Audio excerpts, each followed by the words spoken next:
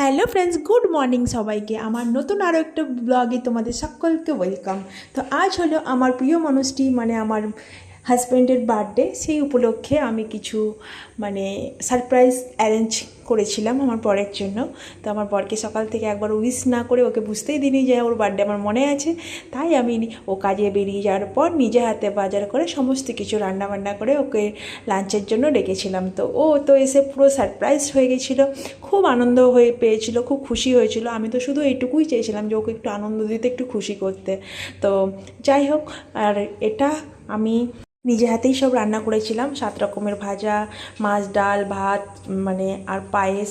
আর রাতে যেহেতু সারপ্রাইজ আছে, আরও অনেক বড় সারপ্রাইজ আছে, ও জানে না। ওর কিছু মানে বন্ধুবান্ধব, ওর কিছু আত্মীয় আর আমার বন্ধুবান্ধব আর আমার বাপের বাড়ির কিছু লোকজনকে আমি ইনভাইট করেছি, যেটা ও একদমই জানে না। তো রাত্রেবেলাও ওর জন্য অনেক বড় সারপ্রাইজ অ্যারেঞ্জ করেছি।